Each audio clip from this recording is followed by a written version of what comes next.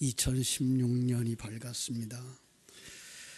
2016년도 우리 교회 표어를 성령을 따라 행하자 이렇게 정했습니다. 우리 한번 따라 합시다. 성령을 따라 행하라. 네, 성령을 따라 행하라. 지난해의 3월 달부터 9월 달까지 6개월 동안에 우리가 갈라디아서를 이렇게 묵상하는 중에 이제 5장 16절로 23절을 설교하면서 이 주제를 2016년도 우리 교회의 표어로 삼아야 되겠구나 감동을 받았습니다. 그것은 제가 우리 포리교회에 다시 오면서 여러분들에게 나는 이렇게 목양할 것입니다 라는 목회 계획서에서 제시했던 바 신앙의 든든한 기초 위에 바른 방향을 제시하겠다라고 한 부분을 지키려고 조금은 이제 힘든 무리한 교리 부분을 강조하고 울타리 만드는 일을 주력했었습니다.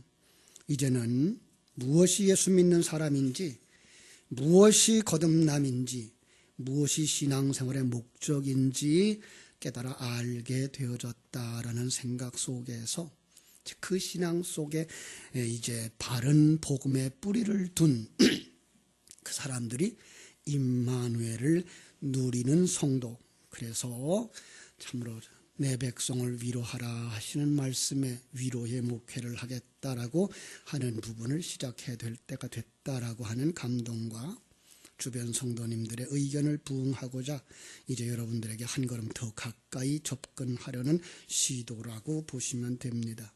그런데 이러한 일도 여러분의 기도와 참여가 없이는 절대로 불가능합니다. 왜냐하면 우리는 함께 천국까지 달려가야 하는 한 가족이기 때문에 그렇습니다.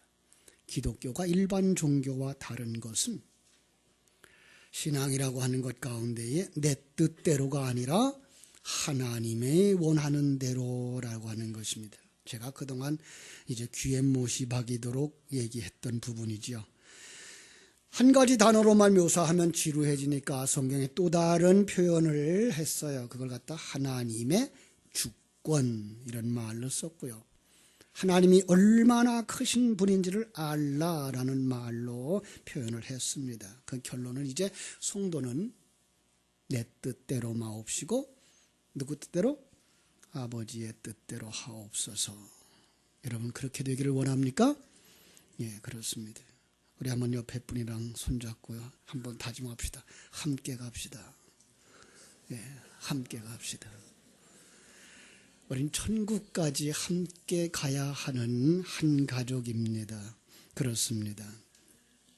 그런데요, 입술로는 내 뜻대로 마옵시고 주님의 아버지의 뜻대로 하옵소서 아멘 했는데 실제로 살아가기가 참 힘듭니다.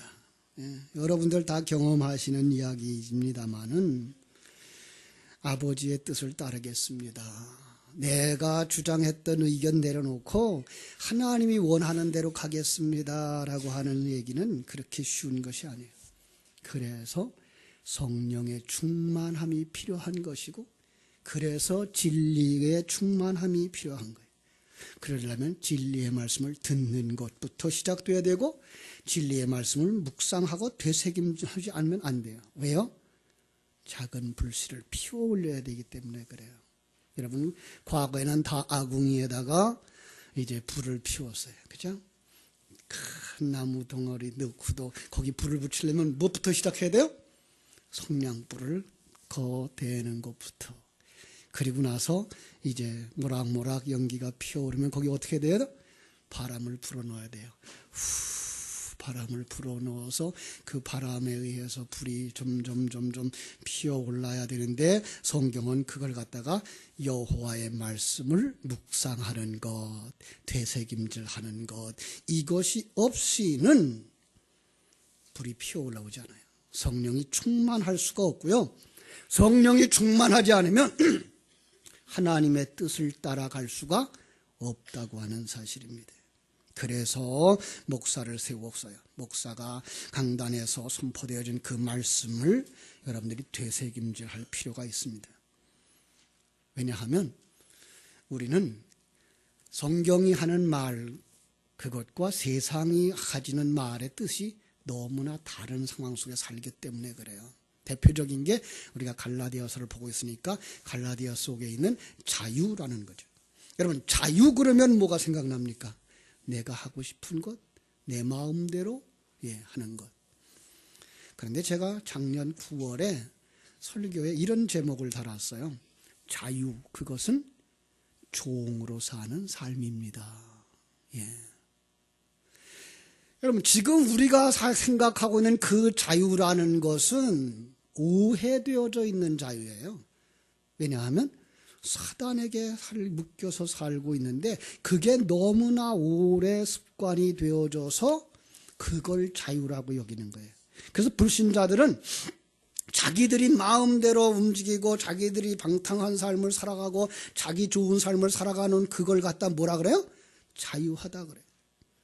그래서 우리가 이렇게 주일마다 예배하며 하나님이 함께 하신다는 삶을 생각하며 하나님이 나를 인도하시는 그 인도하심 따라서 주어진 환경 속에서 자유를 누리는 삶을 산다라고 말하면 그걸 갖다 얽매였다고 생각하는 거예요.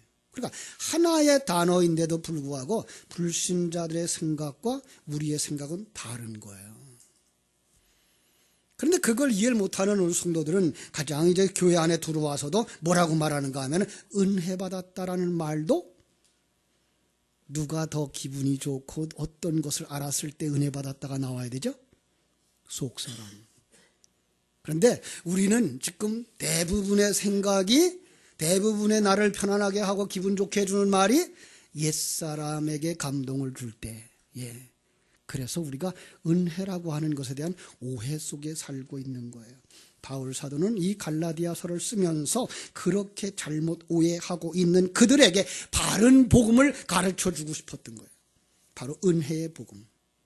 은혜의 복음이라는 건 성자 하나님이 창세전부터 만드신 이 역사, 그리고 성령님께서 시간과 공간 속에서 일하심으로 말미암아 성도들이 하나님과 함께한다는 걸 알고 하나님의 인도하심을 받는다는 것을 알고 그 삶이 승리의 삶이며 그 삶이 충만한 삶이라는 걸 알게 해주는 것, 이것이 은혜의 삶입니다. 그러니까 은혜 받았습니다는 뭘로 해야 돼요? 나에게 이게 하나님이 함께 하시며 지금 하나님이 내게 주신 가장 좋은 환경을 주신 거구나를 알고 그 속에서 하나님을 찬송하는 사람, 이게 은혜 받은 거예요. 믿습니까? 그냥 잘해서 잘 될 겁니다. 형통할 겁니다. 아이고 힘드셨죠? 이제 하나님이 여러분의 큰 복 주실 겁니다 해가지고 세상에 생각하고 있는 그 육적인 것, 옛적인 것들에다가 힘을 실어주는 그런 것이 은혜가 아니라 지금 가고 있는 이 삶, 우리가 지금은 당한 이 환경, 여러분이 살아가는 그 삶의 환경이 하나님의 인도하심과 섭리하심과 일하심이라고 하는 걸 철저하게 분석해서 깨달아 알게 해줬을 때 그것이 뭐예요? 은혜 받았다입니다. 다시 말하면 하나님을 알았다, 하나님의 일하심을 알았다, 내가 그 하나님의 은혜 속에 있는 것을 알았습니다가 은혜 받았습니다 라는 말인 것을 우리가 알게 됩니다. 자, 오늘 본문은 그 말을 이렇게 해야죠.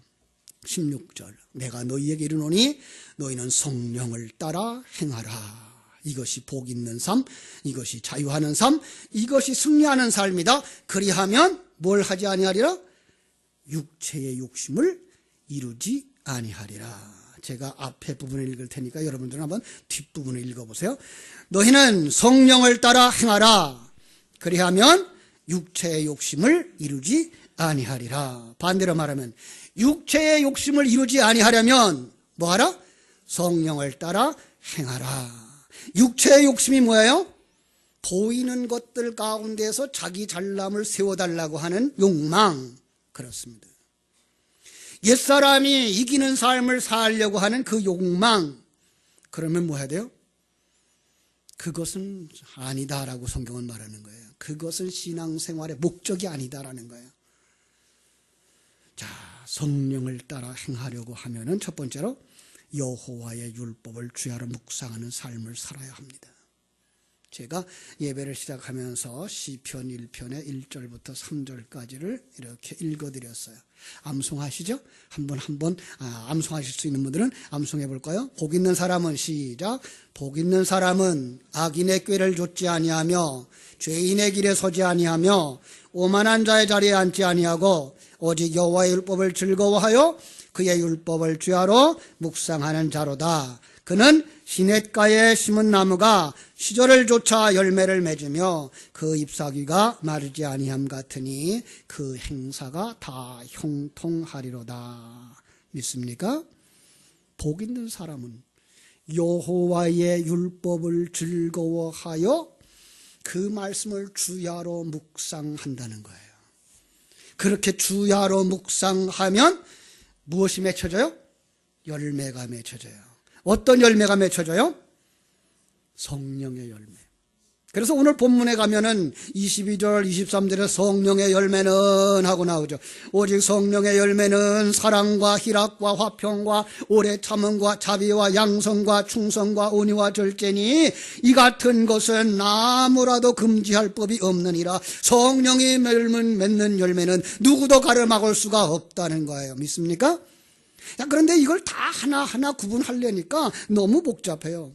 그래서 제가 이런 말씀을 드릴게요. 신약 성경의 마태복음 7장에 보면 이런 말씀이 있어요.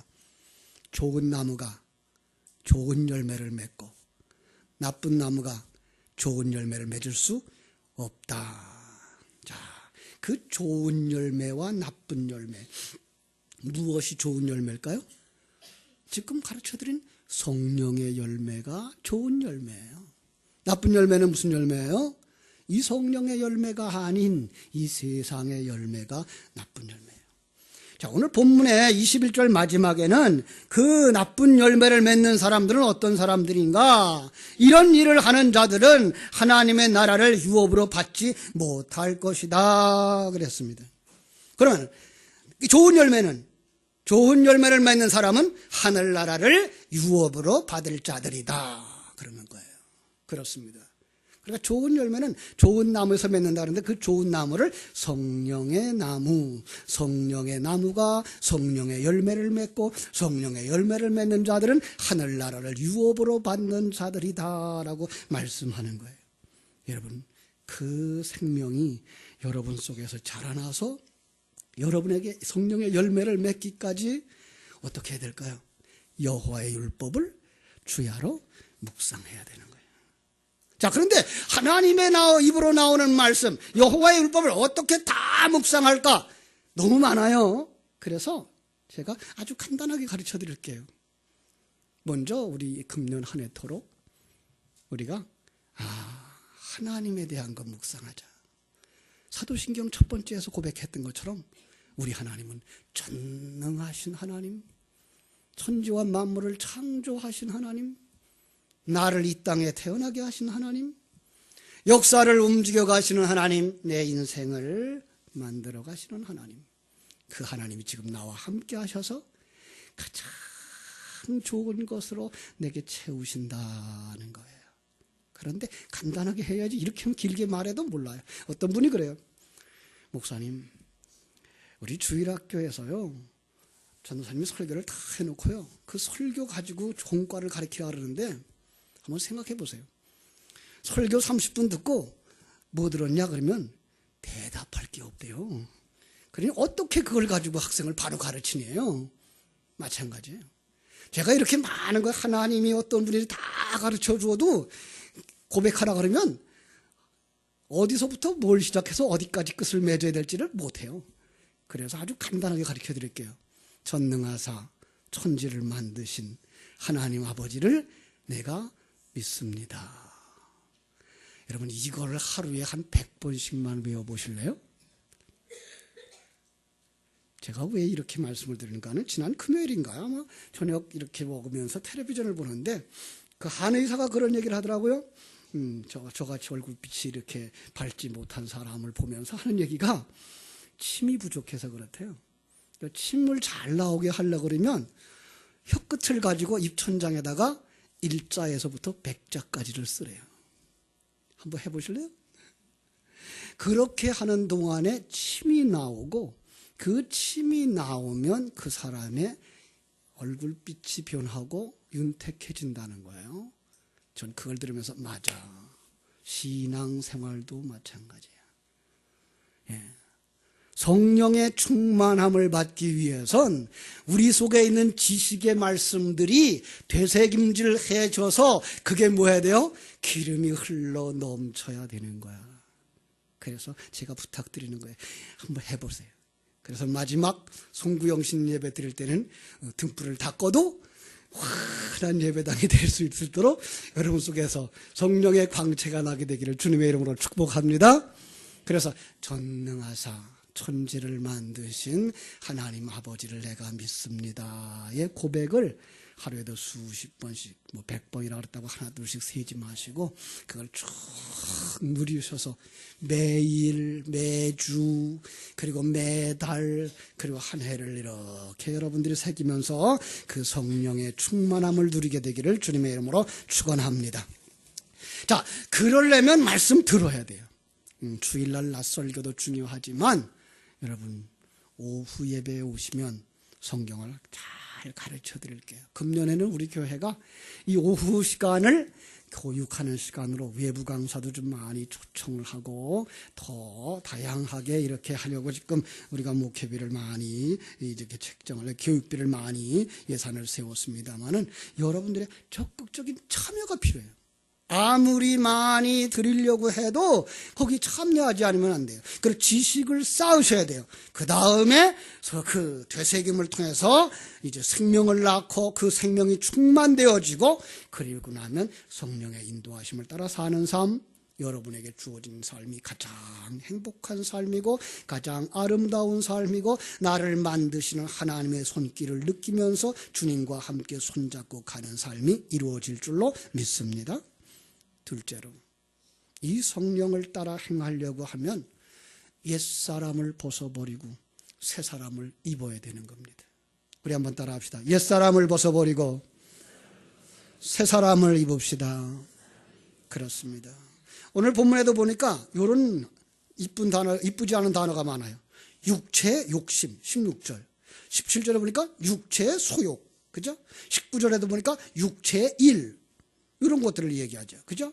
모두 옛사람이에요.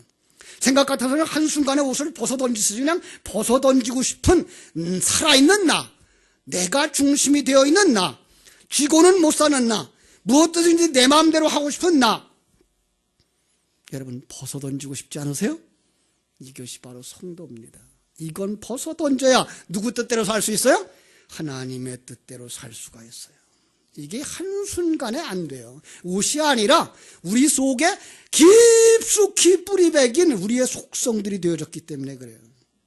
저는 바닷가에서 살았는데 과거에 바닷가를 이렇게 둑을 막으려고 큰 말뚝을 받았던 나무들을 한 30년 40년 지난 다음에 계속 보면 그 바닷물이 그 나무 속에까지 다 들어간 거예요. 그런데 우리는 수천 년 동안 사단의 속성이 우리 속에 들어왔어요. 파고 들어왔어요. 그래서 우리 속에 의로운 부분이 하나도 없대요. 네. 의인은 없나니 하나도 없다는 말 속에는 우리 속에 의로운 부분, 하나님 앞에 순종하려고 하는 것이 하나도 없다는 거예요. 그래서 그걸 갖다가 모든 사람이 다 죄를 범했다라고 말하는 거예요. 여러분 그거 어떻게 벗어버려야 돼요? 우리의 힘으로 불가능한 거예요. 자, 그런데 마태복음 13장 31절로 33절에 이런 비유가 있어요. 제가 읽어드릴게요. 이 비유를 들어 이르시되 천국은 마치 사람이 자기 밭에 갖다 심은 겨자씨 한 알과 같으니 이는 모든 씨보다 작은 것이로되 자란 후에는 풀보다 커서 나무가 되매 공중의 새들이 와서 그 가지에 깃들이느니라. 또 비유로 말씀하시되 천국은 마치 여자가 가루 소말 속에 갖다 넣어 전부 부풀게 한 누룩과 같으니라. 두 비유를 한 대로 묶었어요. 자, 보세요. 처음에는 자기 밭에 갖다 심은 겨자씨 한 알과 같대요. 자기 밭. 여러분의 밭은 몇 평쯤 돼요? 한 3,000평? 5,000평? 근데 거기에다 갖다 심은 가시가 얼만큼? 몇 가마? 한 알. 보이지도 않는 아주 작은 한 알과 같은 거예요. 여러분, 이 작은 하늘 같은 생명, 천국의 소식이 그 넓고 넓은 땅에 영향을 미칠 수 있을까요, 없을까요? 그냥 세상 사람들의 생각으로는 이건 안 되는 거죠. 그런데 이것이 마치 무엇과 같은가 하면 서말 밀가루 속에 갖다 넣은 누룩처럼 퍼지기 시작하면 그 서말을 다 부풀게 하는 것처럼 여러분의 땅이 만평이 될지라도, 여러분의 체격이 얼마나 클지, 여러분의 사상이 얼마나 단단하고 넓을지 모르지만 그 모든 사상이 하나님의 생명과 천국의 사상으로 바뀌어진다는 거예요. 그 시간이 필요한 거예요. 그 시간이 필요한 걸 우리가 아는 사람들, 그가 은혜 받은 사람입니다. 세속적인 사고, 보이는 것이 전부인 줄 알고 살던 사람, 그저 잘못하는 자는 벌 주고 잘하는 자는 상 주자고 했던 그 똑똑하고 판단 잘하던 그 사람이 은혜구나를 알게 되는 거예요. 나 같은 사람이 이렇게 하나님의 은혜를 알고 나니까 모든 것이 은혜임을 깨닫는 것처럼 저 사람도 어느 날 깨닫게 되겠지. 그를 깨닫게 하시는 하나님의 그 사람 속에서 진리의 말씀으로 사건과 상황과 부딪힘을 허락하시는구나, 이게 보이는 거예요. 그래서 기다려주는 거예요. 덮어주는 거예요. 용서해주는 거예요. 사랑하는 거예요. 거기까지 가는데 시간이 걸립니다. 때로는 일평생이 걸릴 수도 있어요. 어떤 사람은 예수님 십자가에 달려 돌아가실 때의 한편 강도처럼 예수님의 십자가 마지막 순간에 내가 강도로 살았구나, 나만을 위하여 남을 한없이 해하면서 살았구나 깨달아 알았다면, 여러분, 그의 일생, 그가 그 죄를 깨달게 알게 했던 모든 사건들 속에는 누가 일하고 계신 거예요? 하나님이 일하고 계신 거예요. 어떤 사람은 그때도 깨닫지 못하면 어디 가는 사람이에요? 지옥 가는 사람이에요. 그 은혜 입은 사람들은 그때까지 기다려주는 거예요. 이걸 우리가 배워야 돼요. 그래서 우리 같이, 아까도 한 손잡고 말씀하신 것처럼 한 가족, 그리스도의 한 몸, 한 교회 속에서 서로 손에 손잡고 가는 거예요. 제가 우리 결혼하는 청년들 만나면 늘 하는 얘기가 있어요. 부부간의 문제, 그건 큰 문제가 아니다. 당신이 30년, 이 사람도 30년 각각 다른 환경 속에서 살다가 보니까 생각이 다르고 일 처리하는 방법이 달라서 그렇지 왜 당신을 해하려고, 가정을 해하려고 했겠느냐. 그러니까 무슨 문제가 발견되거든 그 문제는 이쪽에다 놓고 두 사람은 손잡고 그리고 문제를 토론해라. 왜냐하면 문제를 가운데 놓고 토론하다 보면은 문제가 너무 작아서 나중엔 뭐 때문에 싸우는지 모르는데 말로 상대방을 해한다고요. 상대방을 공격한다고요. 그러면 이 손잡은 게 놓아진다고요. 이 문제는 옆에서 놓고 이게 해결되든 안 해결되든 관계없이 우리는 뭐예요? 여전히 부부다라는 것. 이것이 바로 오늘 교회에도 이루어져야 된다고 생각합니다. 우리들이 생각이 다를 수 있고 이해가 다를 수 있습니다. 그러나 그 속에서 부딪히면서 저 사람은 저렇게 생각하는구나, 나는 이렇게 생각하는구나, 하나님의 뜻은 무엇일까 생각하면서 우리는 한 가족으로 가야 하는데, 그러려면 옛사람을 벗어버리고 새사람을 입는 자들이 되셔야 할 줄로 믿습니다. 성령을 따라 행하는 그것은 전능하신 하나님의 임마누엘을 누리는 것입니다. 오늘 성도들이 오해가 있습니다. 누가 그렇게 가르쳤는지 구약시대의 성령님은 오셨다가 가셨다가 했다고 생각을 합니다. 여러분, 하나님은 우리를 오셔서 떠나시지 않습니다. 아니, 하나님은 우리 속에 오기 전부터 우리와 함께 하셨습니다. 자, 시편 121편 4절 말씀 인용하면요, 이스라엘을 지키는 자는 졸지도 아니하시고 주무시지도 아니하시리로다. 믿습니까? 신명기 32장 10절, 여호와께서 그를 황무지에서 짐승이 부르짖는 광야에서 만나시고 호위하시고 보호하시고 자기 눈동자같이 지키셨도다. 믿습니까? 하나님은 한순간도 우리를 떠난 적이 없어요. 가끔 이제 그러면 이렇게 얘기를 해요. 창세기 17장에 아브라함이 범죄하자 하나님을 떠난 13년 동안 하나님 앞에 나타나지 아니한 것처럼 그려졌는데 그건 뭐죠? 라고 물어요. 제가 그렇게 말씀드렸어요. 그 사람 이스마엘을 낳고 하갈을 취해서 그들과 즐거움에 빠져가지고 하나님이 함께하고 있는 거 잊어버리고 살았던 게 13년이었지 하나님은 한순간도 그를 떠나지 않았단다라는 말씀을 드렸어요. 그렇습니다. 여러분, 하나님이 나와 함께하고 있다는 사실에 깊은 은혜가 여러분 속에 넘치기를 주님의 이름으로 축원합니다. 어려움을 당할 때든지 내가 범죄할 때든지 슬픔과 고통이 있을 때에도 하나님은 나를 떠나지 아니하셨다는 거예요. 여러분, 벌써 오래된 시입니다마는 모래 위에 두 발자국이라는 시를 기억해내실 수 있나요? 누가 썼는지는 모른대요. 그런데 그 내용이 너무나 복음적이어서 제가 읽어드릴게요. 모래 위에 두 발자국. 어느 날 난 꿈을 꾸었네. 어느 날 밤 난 꿈을 꾸었네. 주님과 둘이서 나란히 해변을 거닐고 있었네. 모래 위에는 두 사람의 발자국이 보였네. 하나는 주님의 것이고 또 하나는 나의 것. 그리고 뒤돌아보았더니 군데군데 한 사람의 발자국밖에 없는 것을 보고서 나는 깜짝 놀랐네. 생각해보니 그때가 내가 아플 때였고, 그때가 내가 견디기 어려울 때였고, 그때가 내가 비참하고 슬픈 때였네. 그래서 나는 옆에 계신 주님께 물었네. 제가 주님 가장 필요로 했을 때 주님은 어디 계셨습니까? 주님은 대답했네. 나의 귀하고 소중한 자야. 나는 결코 네 곁을 떠난 적이 없단다. 모래 위에 한 사람의 발자국밖에 없는 것은 네가 몹시 괴로워 힘들어할 때 내가 너를 등에 업고 걸었기 때문이란다. 이거를 아는 삶. 그것이 진정으로 성령을 따라 사는 사람입니다. 성령을 따라 행하고자 하는 우리 모두 함께 가십시다. 어떤 분이 메시지를 주셨어요. 울고 싶다고. 어떤 분이 메시지를 주셨어요. 목사님 변한 것 같다고. 제가 생각해 보았습니다. 우린 모두 함께 천국까지 가야 하는 길동무인데 아픔도 있을 것입니다. 부딪힘도 있을 것입니다. 그러나 서로 손을 잡은 것 놓지 마시기를 바랍니다. 함께 천국까지,